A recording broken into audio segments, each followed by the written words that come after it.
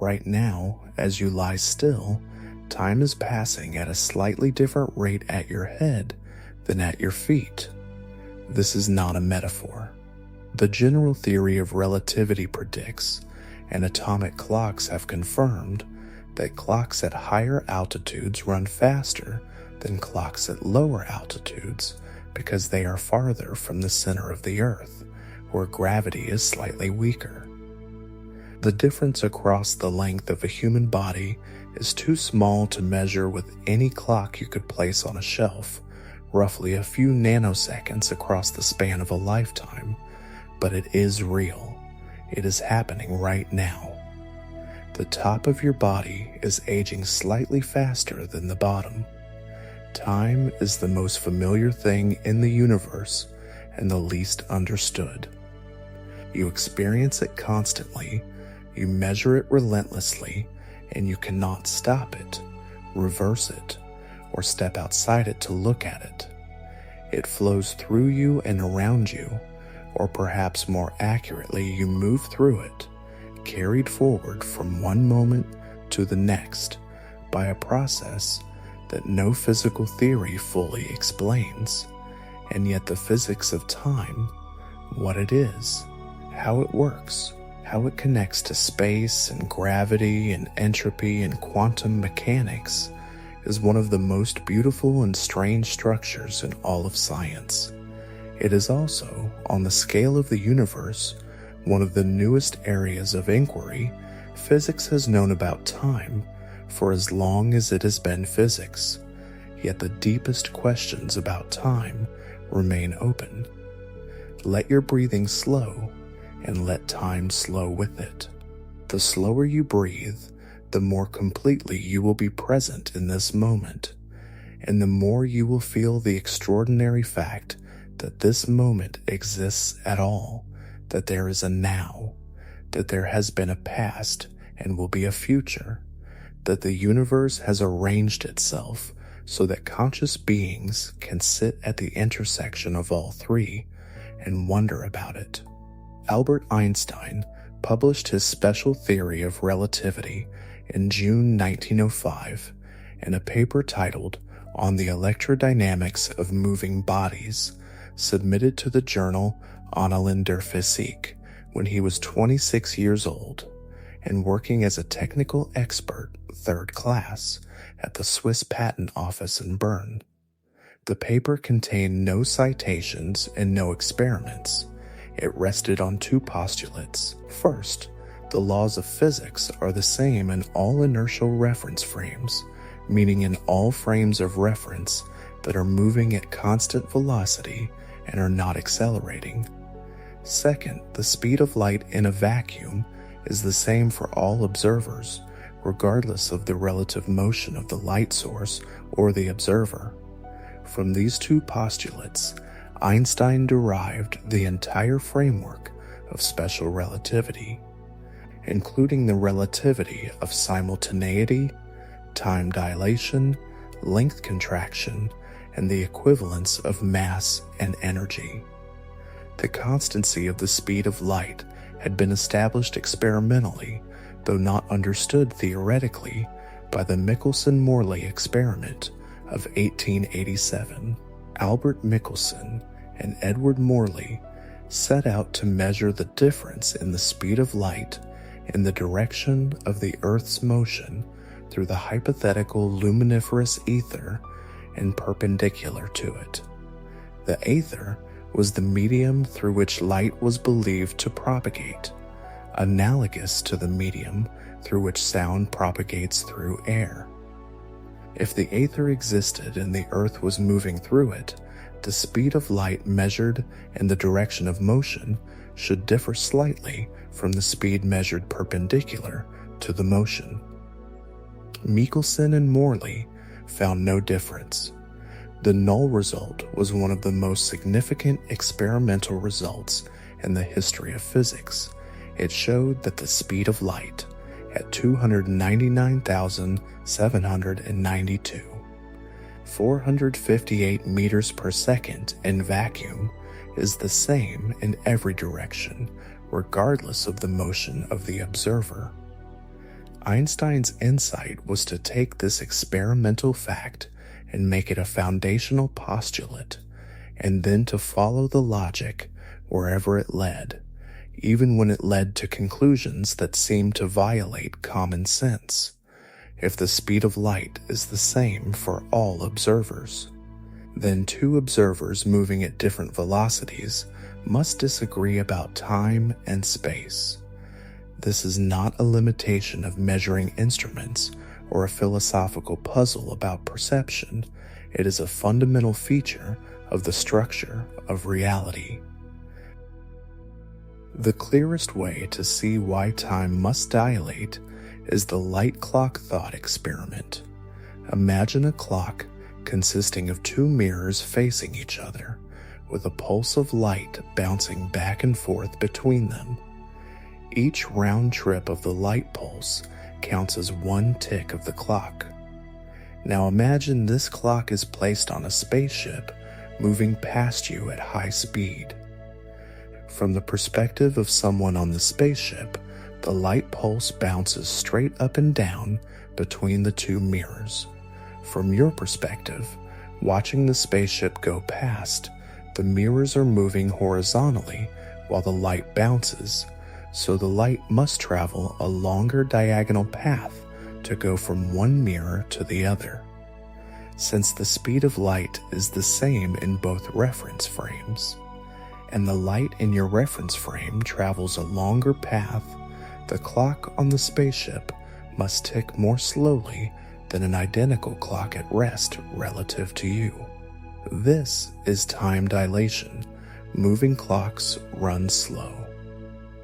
The formula is that the time interval measured by the moving clock is the stationary time interval divided by the Lorentz factor gamma, where gamma equals 1 over the square root of 1 minus the square of the velocity divided by the square of the speed of light. At everyday velocities, the effect is completely negligible. At 99% of the speed of light, time runs at approximately 1/7 the rate it does at rest. At 99.9999% of the speed of light, time runs at approximately 1,000th the normal rate. The twin paradox is the most famous thought experiment in special relativity, and it is still regularly debated in introductory physics courses, even though it was resolved long ago. Imagine two identical twins. One stays on Earth, and the other boards a spaceship that accelerates to a very high fraction of the speed of light, travels to a distant star, decelerates, turns around, accelerates back, decelerates, and returns to Earth. Because the traveling twin's clock has been running slow from the Earth twin's perspective throughout the journey, the traveling twin returns younger than the Earth twin. This seems paradoxical because of the symmetry of special relativity. From the traveling twin's perspective, couldn't one equally say that the Earth twin was moving and therefore aging more slowly? The resolution is that the two twins are not in equivalent situations. The traveling twin accelerated and decelerated, which required forces and removed the twin from inertial motion. The Earth twin, to a good approximation, remained in an inertial frame the entire time. The acceleration breaks the symmetry, and careful calculation in all reference frames gives the same answer. The traveling twin returns younger. This is not a thought experiment. Experiments with atomic clocks have confirmed it directly. The Hafele-Keating experiment, conducted in October 1971, flew cesium atomic clocks around the world in commercial airliners, eastward on one trip and westward on another, and compared the time shown on the flying clocks to reference clocks that remained at the United States Naval Observatory in Washington. The airborne clocks experienced both special relativistic time dilation from their velocity, which made them run slow relative to the ground, and general relativistic gravitational time dilation from their altitude, which made them run fast relative to the ground. The net effect differed between the eastward and westward flights because the clock's velocities relative to an inertial frame centered on the Earth's axis differed in the two directions. The results agreed with the predictions of relativity to within the experimental uncertainties, confirming both effects simultaneously. The experiment has since been repeated many times with greater precision, and the agreement between theory and measurement is now better than 1 part in a million. The muon experiment is another direct confirmation of time dilation that is repeated every day in the atmosphere above your head. Cosmic rays, high-energy particles from space, constantly strike the upper atmosphere and produce muons, unstable subatomic particles similar to electrons but about 207 times heavier. Muons decay with a half-life of about 2.2 microseconds in their own reference frame. Created at altitudes of about 15 kilometers and traveling at about 99.7% of the speed of light, they should, by simple calculation, without relativistic time dilation, travel only about 650 meters before half of them decay, and should be almost entirely gone by the time they reach the Earth's surface at 15 kilometers below. Yet they are detected at sea level in abundance. Time dilation explains this. From our perspective, the muon's internal clock runs slow because it is moving so fast, and its effective half-life in our reference frame is about 16 microseconds, long enough for many of them to travel the full 15 kilometers. From the muon's perspective, in its own reference frame, its lifetime is still 2 microseconds, but the thickness of the atmosphere is length contracted to only about 430 meters, short enough for it to traverse before decaying. Both perspectives give the same result.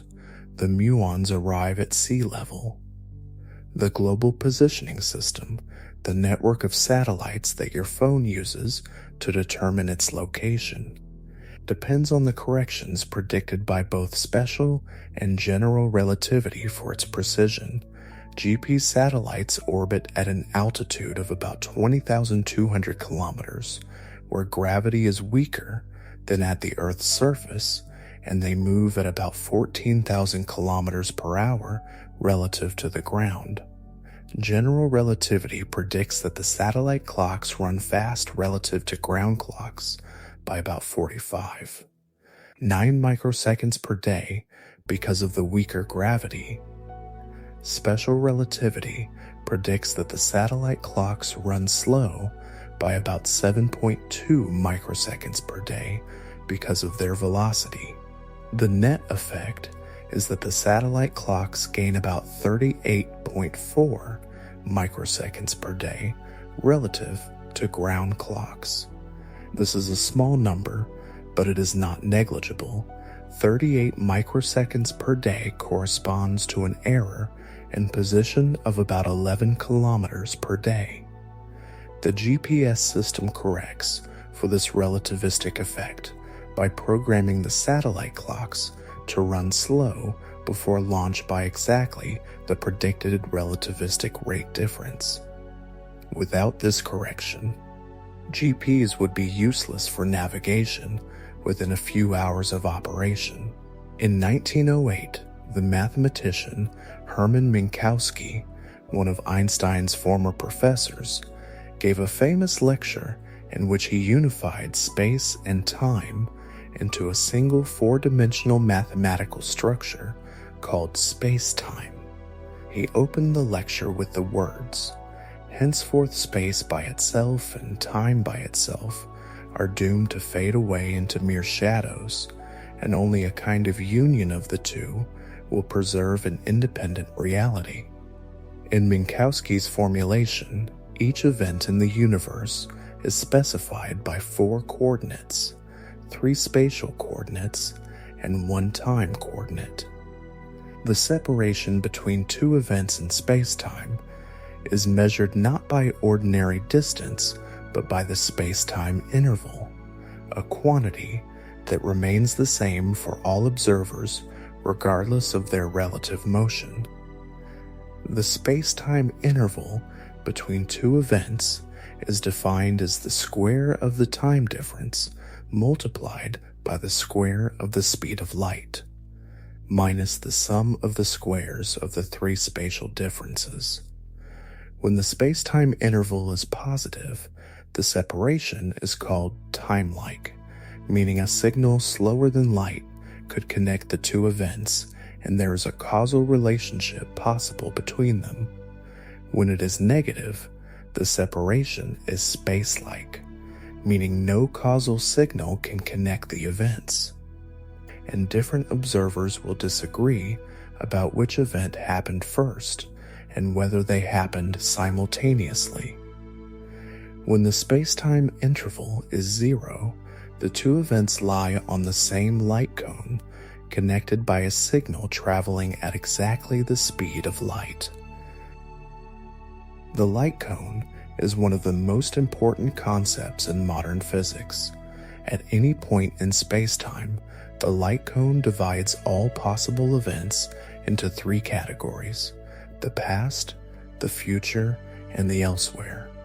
Events in the past light cone of a given event could have sent a signal at or below the speed of light that would have arrived at the given event. Events in the future light cone are those that the given event could influence. Events in the space-like region, the elsewhere, are those that are so far away that even a signal at the speed of light cannot connect them. No causal influence can travel between them, and the question of whether they happened before or after has no absolute answer. Here is where time and space become stranger than any story. The relativity of simultaneity is the most counterintuitive consequence of special relativity for the everyday experience of time. Consider a train moving at a very high speed through a station. Lightning strikes both ends of the train simultaneously, according to an observer standing on the platform at the midpoint between the 2 strikes. The observer on the platform sees both strikes at the same moment, but an observer riding in the middle of the train is moving toward one strike and away from the other. The light from the strike at the front of the train has a shorter distance to travel to reach the train observer, and the light from the strike at the back has a longer distance to travel. Since both light beams travel at the same speed, the front strike reaches the train observer first. The train observer therefore concludes that the front strike happened before the back strike. Both observers are correct in their own reference frames. There is no absolute truth about whether the 2 events were simultaneous. Simultaneity is relative. This consequence has profound philosophical implications. If 2 distant events can be simultaneous in one reference frame and sequential in another, then the present moment is not a universal feature of reality, but a local one. It depends on the reference frame of the observer. The philosopher Hilary Putnam argued in 1967 that special relativity supports the block universe view of time, in which all moments of time, past, present, and future, are equally real and simply exist at different coordinates in the 4-dimensional spacetime block. On this view, the flowing of time, the sense that the present is special and that the past is gone and the future has not yet arrived, is an illusion, or more precisely, it is a feature of the way conscious beings experience a static, four-dimensional structure, not a feature of that structure itself. The philosopher Julian Barbour has taken this idea further, arguing that time itself does not exist as a fundamental quantity. All that exists is a collection of configurations of the universe, a platonia of moments, and the appearance of time flowing is an artifact of the relationships between those configurations. Einstein's general theory of relativity, published in November 1915, extended the special theory to include gravity. The key insight was the equivalence principle, that the experience of being in a gravitational field is locally indistinguishable from the experience of being in an accelerating reference frame. A person in an elevator cannot tell, by any experiment performed inside the elevator, whether the elevator is stationary on the surface of a planet with gravitational acceleration g or accelerating at acceleration g in empty space.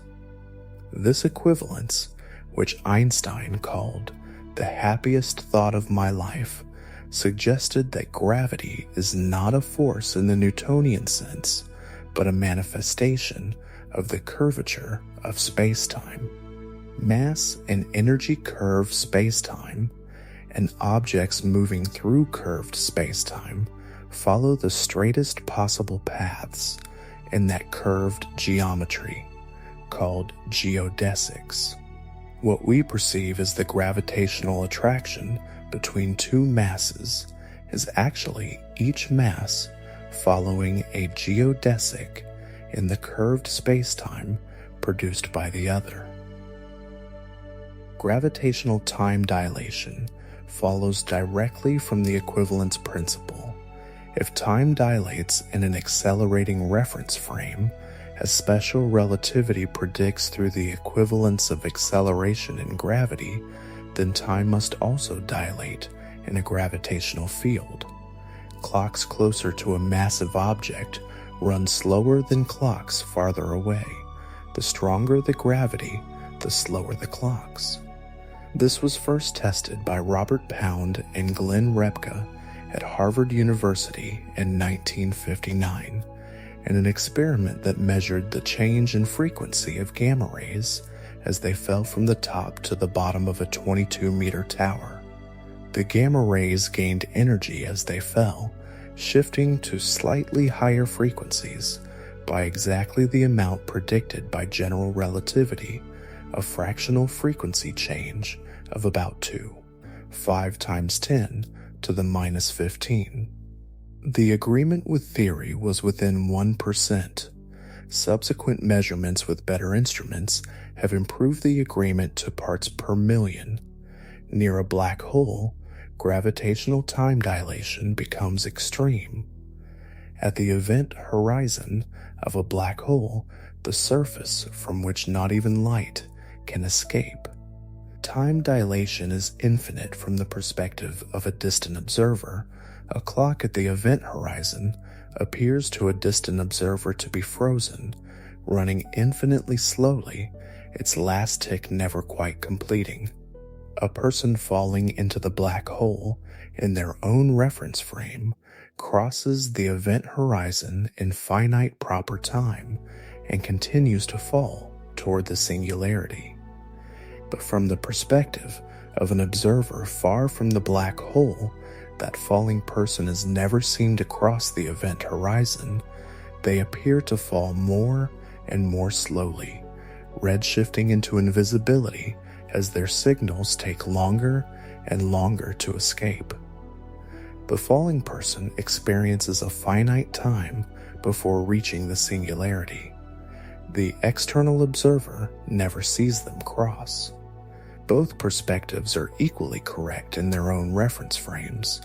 The film Interstellar, released in 2014 and produced with the involvement of the theoretical physicist Kip Thorne, depicted a planet orbiting close to a black hole where 1 hour of surface time corresponded to 7 years of Earth time. This gravitational time dilation was not artistic license.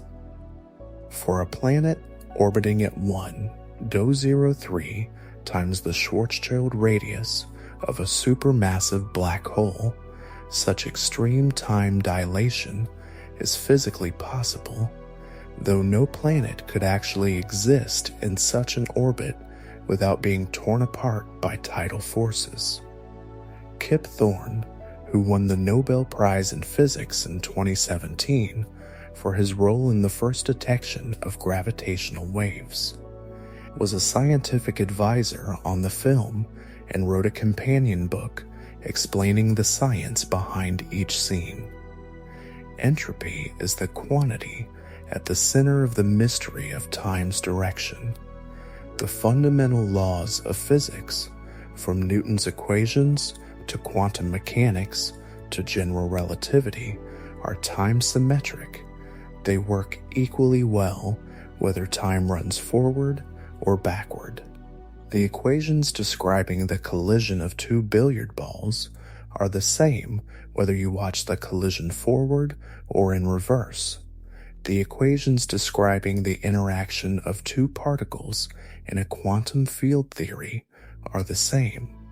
There is no arrow of time built into the fundamental microscopic laws, and yet the macroscopic world has a clear direction of time.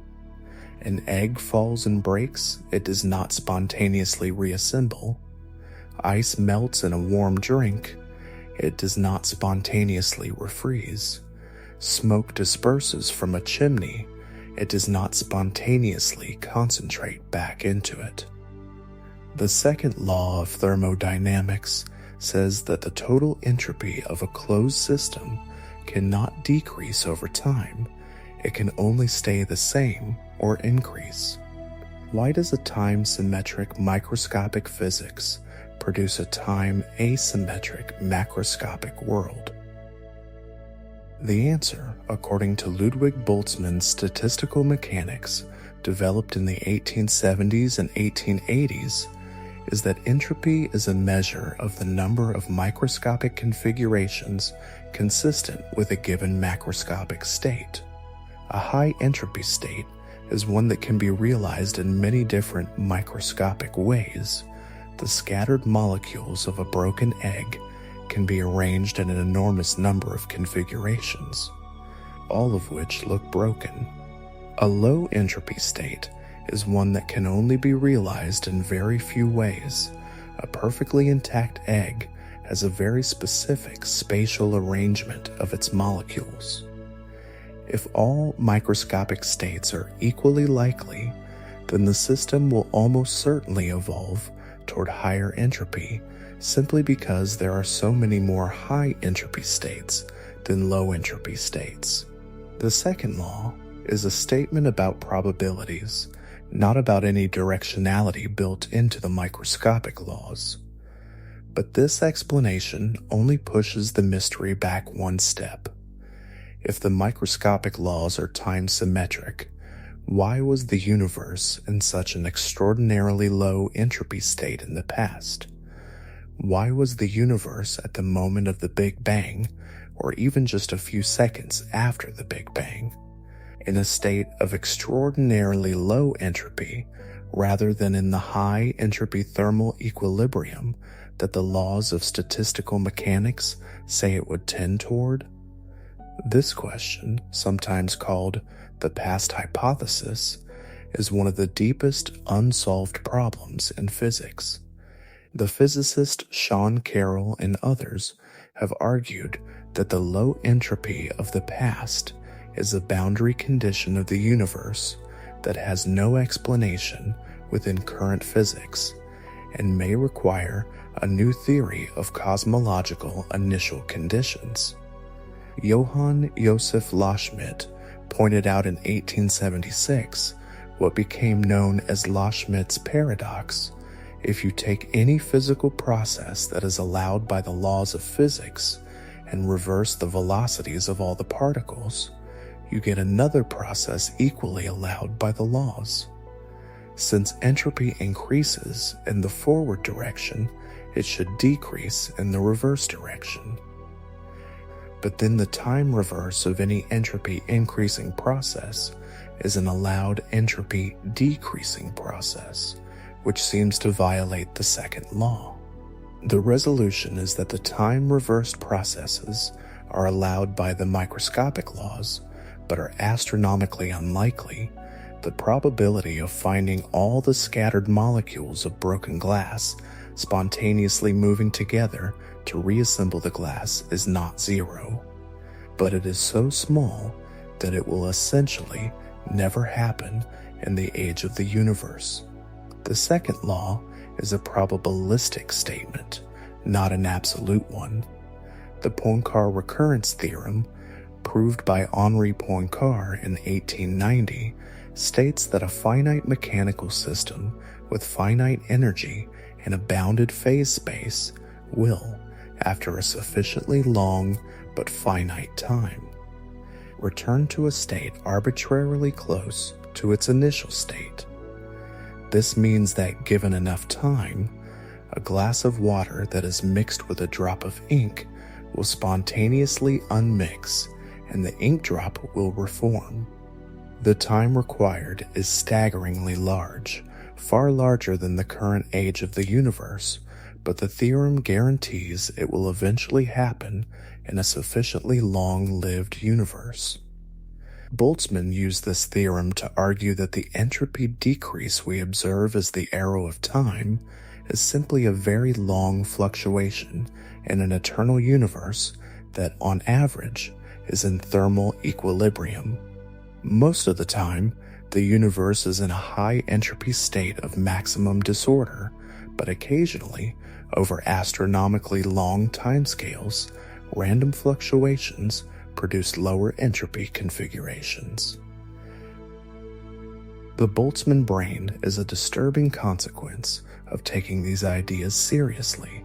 If random thermal fluctuations in a sufficiently long-lived universe can produce any configuration, including a low entropy configuration of the entire observable universe, then they can also produce, much more easily and frequently, a configuration consisting of just a single conscious brain floating in empty space, with false memories of having evolved on a planet and lived a life. Such a spontaneously formed brain is called a Boltzmann brain.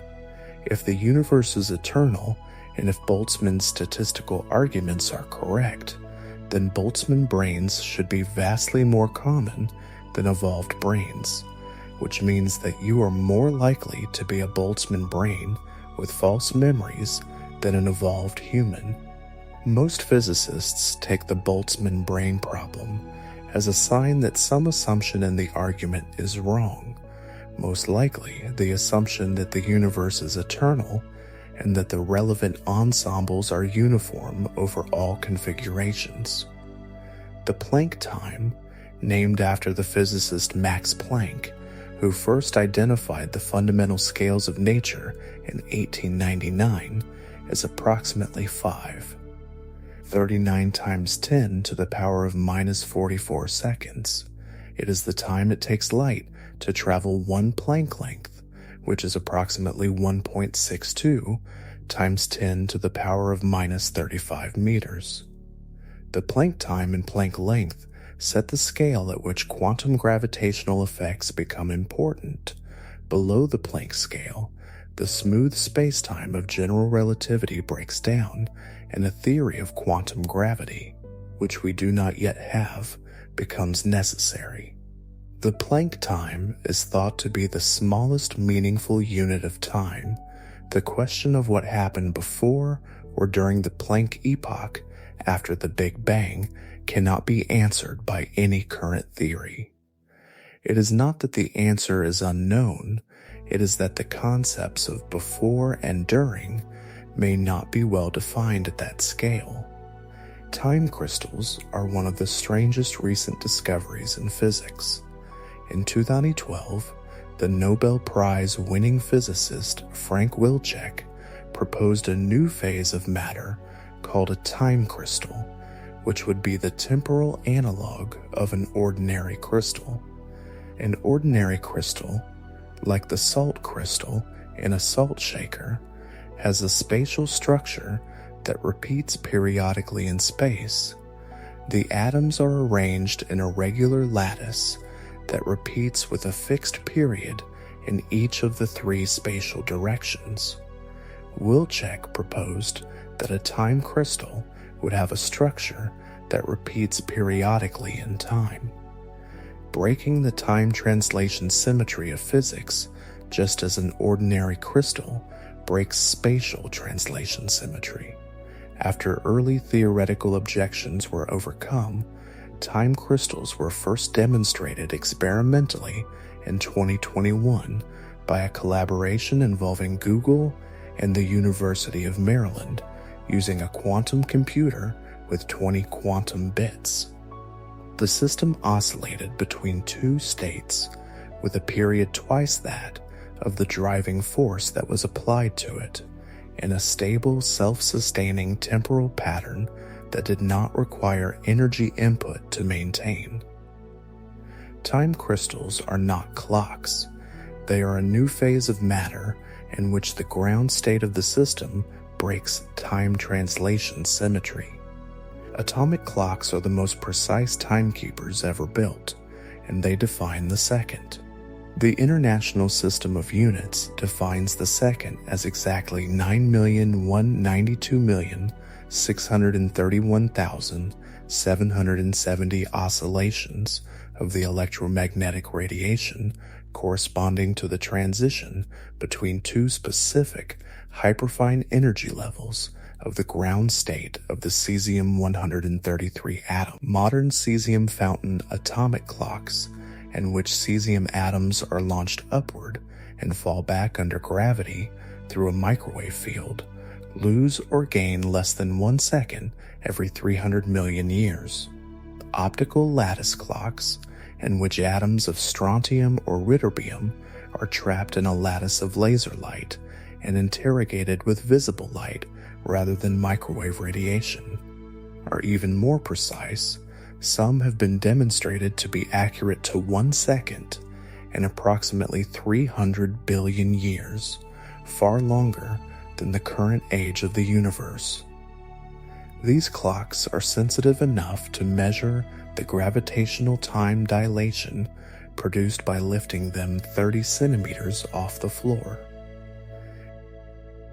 The observable universe has a radius of approximately 46.5 billion light-years. This is significantly larger than 13.8 billion light-years, the age of the universe in years, because space itself has been expanding since the Big Bang. Light that left the most distant regions of the observable universe 13.8 billion years ago has been traveling toward us ever since. But the space between us and the source has been expanding during that time, so the source is now much farther away than 13.8 billion light-years. The most distant objects we can observe are the galaxies near the edge of the observable universe, and the light we see from them today was emitted when the universe was less than 1 billion years old. Beyond the observable universe, there is more universe, possibly infinite in extent, but the light from those regions has not had time to reach us yet. The expansion of the universe is described by Hubble's law, first published by Edwin Hubble in 1929, based on observations of galaxies. The recession velocity of a galaxy is proportional to its distance from us. The proportionality constant, the Hubble constant, has been measured with increasing precision over the decades and is currently estimated at approximately 67 to 73 kilometers per second per megaparsec, depending on the measurement method. A megaparsec is about 3.26 million light-years. This means that a galaxy 3.26 million light-years away is receding from us at about 70 kilometers per second. A galaxy 326 million light-years away at about 7,000 kilometers per second, and so on. At sufficiently large distances, the recession velocity exceeds the speed of light. This does not violate special relativity, because special relativity restricts the speed of objects moving through space, not the rate at which space itself can expand. The cosmic event horizon, the distance beyond which objects are permanently out of causal contact with us, even if signals are sent at the speed of light, is currently about 16 billion light years. Dark energy is the name given to the mysterious component of the universe that is causing the expansion to accelerate. In 1998, two independent teams of astronomers, led by Saul Perlmutter and Brian Schmidt and Adam Rees, announced that observations of distant Type 1 supernovae showed that the expansion of the universe is speeding up rather than slowing down. This was completely unexpected. Gravity should be pulling matter together and slowing the expansion. The accelerating expansion implies the existence of a component of energy with negative pressure. The cosmological constant that Einstein had introduced and then abandoned, which acts as a repulsive force on cosmological scales. Dark energy now accounts for approximately 68% of the total energy content of the universe. Its physical nature is unknown. The simplest candidate, the vacuum energy of empty space predicted by quantum field theory, gives a value for the cosmological constant that is about 120 orders of magnitude larger than the observed value, one of the largest discrepancies between theory and observation in all of physics. The far future of the universe, as currently understood, unfolds over timescales almost incomprehensible by human standards. The current age of the universe is approximately 13.8 billion years. The sun will exhaust its hydrogen fuel and expand into a red giant in about 5 billion years, engulfing Mercury, Venus, and possibly Earth. All the stars visible in the night sky will eventually exhaust their nuclear fuel over the next trillion years or so. After the last low-mass stars burn out, the universe will enter the degenerate era, populated by white dwarfs, neutron stars, and black holes. White dwarfs will slowly cool over an unimaginably long time into cold, dark objects called black dwarfs. Over timescales of about 10 to the power of 40 years, a 1 followed by 40 zeros, black holes will gradually evaporate through Hawking radiation, the slow emission of thermal radiation caused by quantum effects near the event horizon, over timescales ranging from 10 to the 67th power years for stellar mass black holes, to 10 to the 100th power years for the supermassive black holes at the centers of galaxies.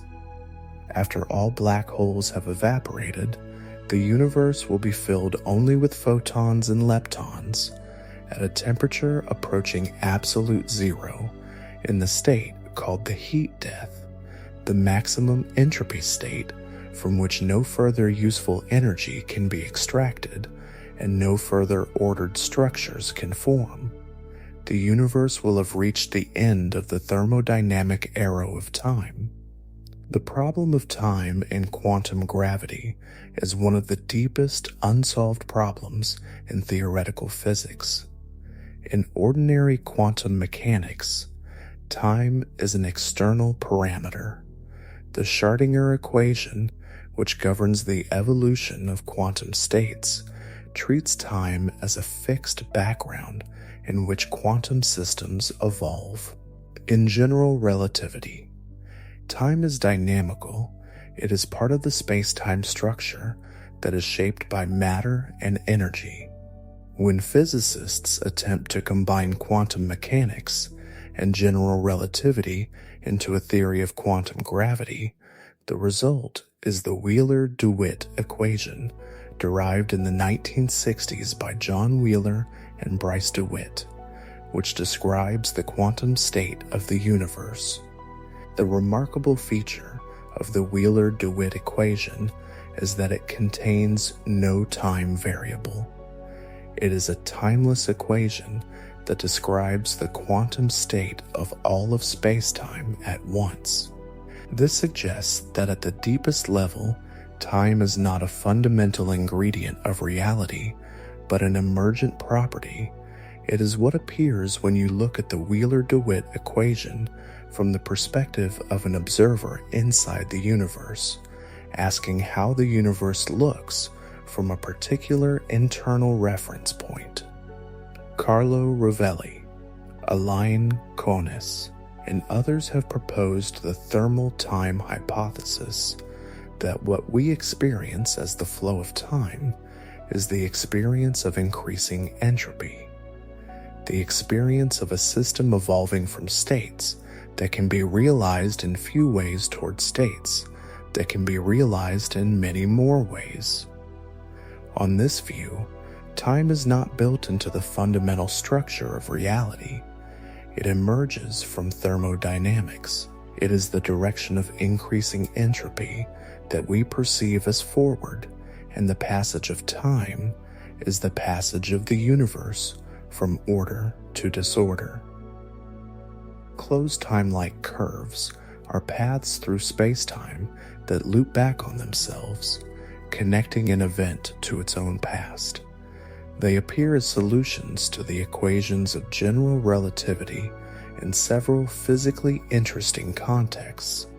In 1949, the logician Kurt Gödel, the same Gödel who proved the incompleteness theorems of mathematical logic, showed that Einstein's field equations permit a rotating universe in which closed time-like curves exist throughout. Every event in such a universe is connected to every other event, and time travel to any point in history is in principle possible. The universe we live in does not appear to rotate in the way Gödel's solution requires, but the existence of such a solution showed that general relativity does not, on its own, prohibit time travel.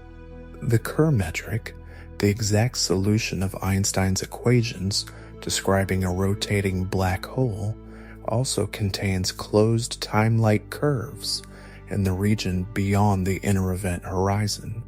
Stephen Hawking proposed the chronology protection conjecture that the laws of physics, when quantum effects are included, will always conspire to prevent closed time-like curves from forming, protecting the consistency of history and preventing time travel paradoxes. The conjecture has not been proven, but is supported by arguments showing that the quantum vacuum energy diverges and destroys the spacetime before closed time-like curves can form.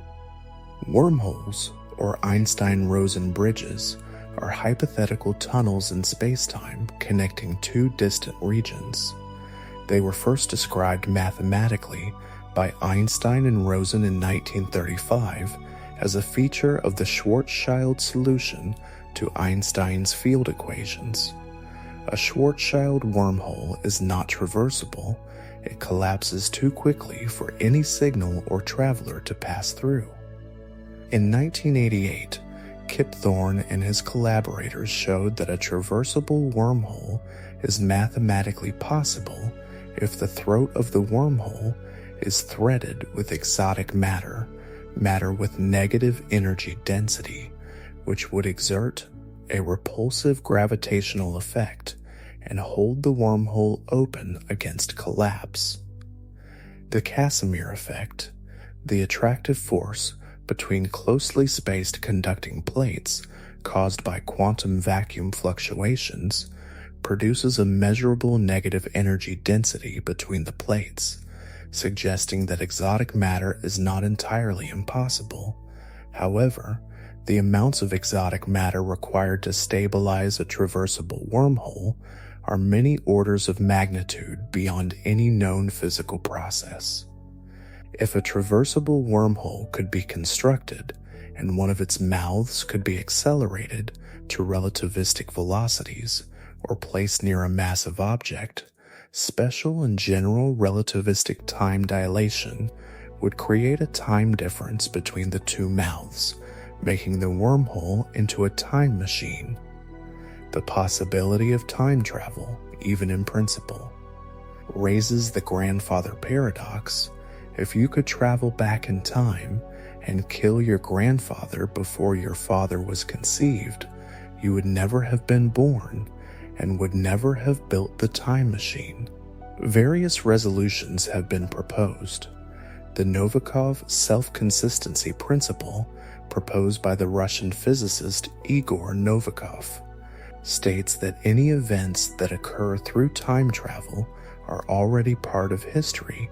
The only consistent histories are self-consistent ones, and the universe will arrange itself so that any actions taken by a time traveler were already part of the causal chain that led to the traveler being there. On this view, you could not kill your grandfather because you are already part of a history in which he survived.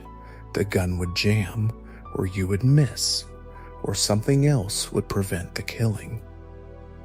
David Deutsch's many worlds interpretation approach proposes that time travel into the past sends the traveler into a parallel branch of the wave function, not into their own past, so that the grandfather paradox simply creates a new branch of the multiverse rather than a logical contradiction.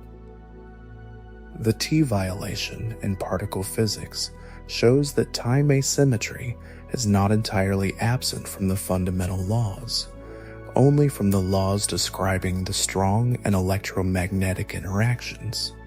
In 1964, experiments at Brookhaven National Laboratory studying the decay of neutral kaons, particles composed of quarks and antiquarks, showed that the CP symmetry, the combined symmetry of charge conjugation and parity reversal, is violated by the weak nuclear force, by a theorem in quantum field theory called the CP theorem, which requires that all physical laws be symmetric under the combined operation of charge conjugation, parity reversal, and time reversal.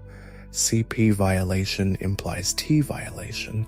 Time reversal symmetry is broken by the weak force. This T violation is tiny. It affects only rare decays of certain particles and is far too small to explain the macroscopic arrow of time, but it demonstrates that time is not completely symmetric even at the fundamental level, and it may be related to why the universe contains more matter than antimatter. The Page-Wooders mechanism, developed by Don Page and William Wooders in 1983, provides a way to understand how time can emerge from a timeless quantum state. They showed that if the total quantum state of the universe is stationary, meaning it does not change with time, time can still emerge from the correlations between different subsystems of the universe. A quantum clock system and the rest of the universe become entangled, and the rest of the universe appears to evolve in time as seen by the clock system, even though the total state is static. This mechanism has been tested in small-scale quantum systems in recent years, providing experimental support for the idea that time is not a fundamental feature of the universe, but an emergent property of quantum entanglement between its subsystems. The human experience of time is profoundly different from physical time. Subjective time is elastic. It slows down in moments of intense focus or fear. It speeds up in moments of joy and engagement, and it varies with age, mental state, and the richness of experience. The neuroscience of subjective time involves the dopaminergic system. Higher dopamine activity is associated with faster subjective time, which is why time passes slowly for someone who is bored and quickly for someone who is excited.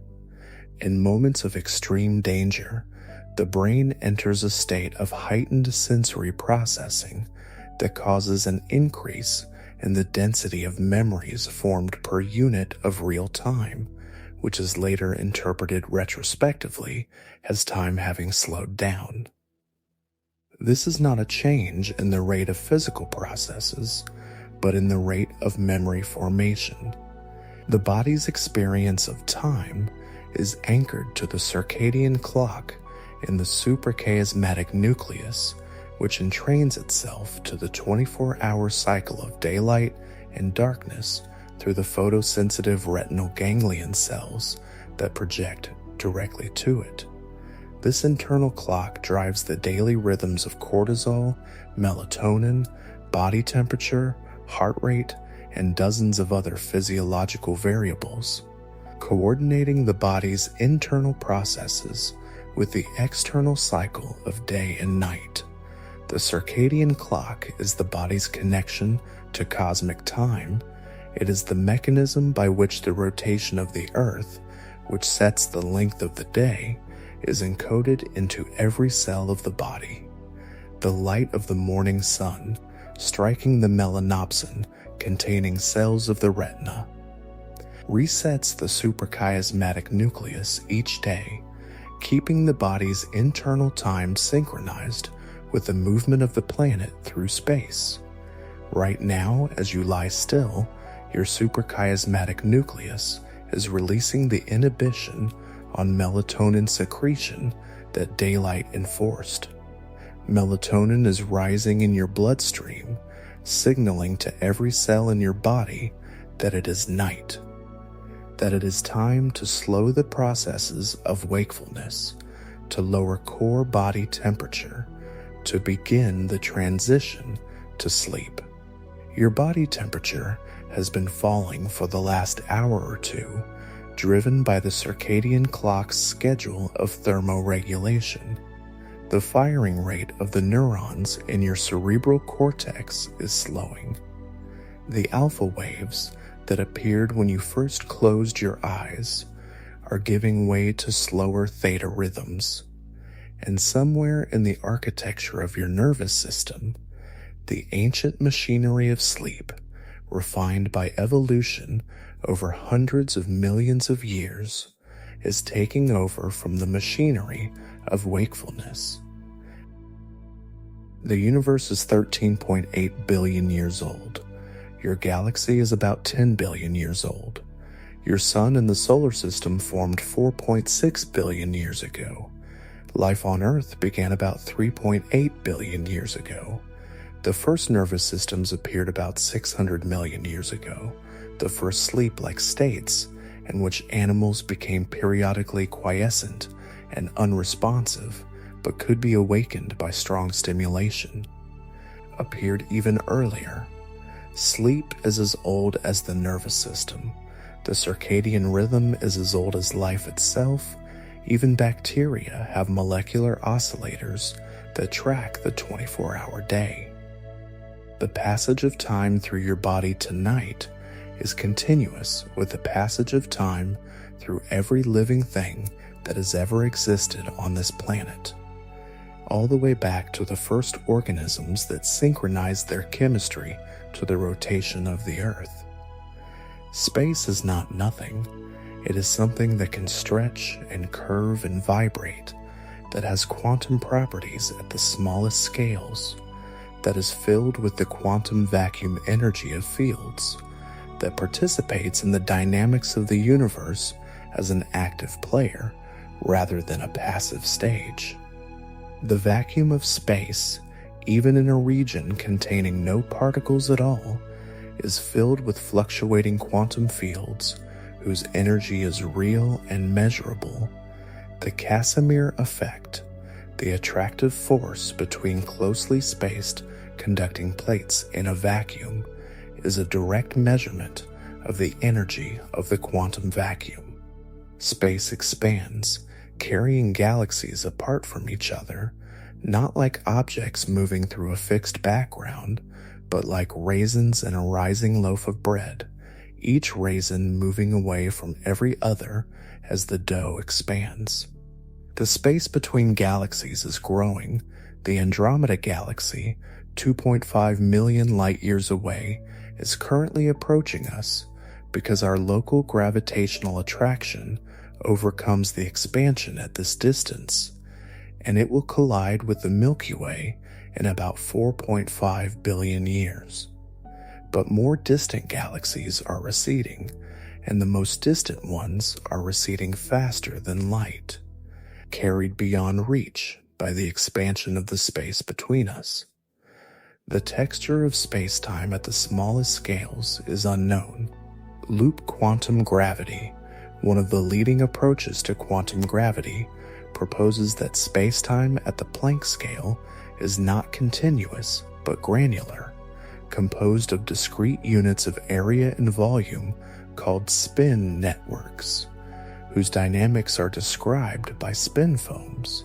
On this view, the smooth spacetime of general relativity is an approximation that emerges from the statistical behavior of enormous numbers of these Planck scale spacetime quanta, just as the smooth flow of a fluid emerges from the statistical behavior of enormous numbers of molecules. In string theory, the other leading approach to quantum gravity, the fundamental objects are one-dimensional strings vibrating in a 10-dimensional spacetime, 6 of whose dimensions are compactified into tiny spaces at the Planck scale.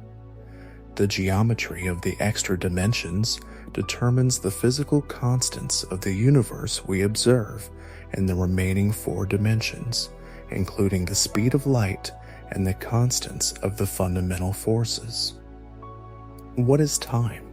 After a century of general relativity and quantum mechanics and thermodynamics, the honest answer is that we do not know. We know how time behaves in the regimes where our theories are valid. We know that it is relative, not absolute, that it dilates in motion and gravity, that it has a direction given by the increase of entropy, that at the Planck scale, it may not be a fundamental concept, that in quantum mechanics it enters the equations as a parameter rather than an observable. We know that it is the thing that prevents everything from happening at once, as the physicist John Wheeler quipped. We know that it is the dimension in which you are moving right now at the rate of 1 second per second in the only direction available to you. Tonight, as your body grows still and your breathing slows, the entropy of the universe continues to increase as it has been increasing for 13.8 billion years. Your body, a highly ordered collection of matter that maintains its organization by continuously taking in energy from food and radiating heat to the environment, is temporarily holding back the local increase of entropy, keeping itself organized, maintaining the low entropy structure of a living mind. Sleep is when the brain performs its most intensive maintenance work, clearing the molecular waste that builds up during the day's high entropy processing, consolidating the ordered structures of memory against the thermodynamic tendency toward dissolution. The glymphatic system is opening its channels, the cerebrospinal fluid is beginning to flow through the interstitial spaces of the brain, and the metabolic waste of a day's thinking is being carried away into the bloodstream. The time that passes while you sleep is the same time that passes in the farthest galaxies, in the cores of dying stars, in the vicinity of black holes where clocks run slow. It is the same time in which the universe is expanding, cooling, aging, moving from the extraordinarily low entropy state of its origin toward the maximum entropy state of its far future. But for you, inside your particular reference frame, inside this particular configuration of matter that is thinking and feeling and resting, time is doing what it always does, carrying you forward, unchanged, toward the next moment. And right now, that next moment is sleep. Good night. The clock is still running, the universe is still expanding, and you are exactly where you should be in spacetime, here now, at rest, on a small planet orbiting an ordinary star in the outer reaches of an ordinary galaxy, in a universe that is 13.8 billion years old and still has most of its story left to tell.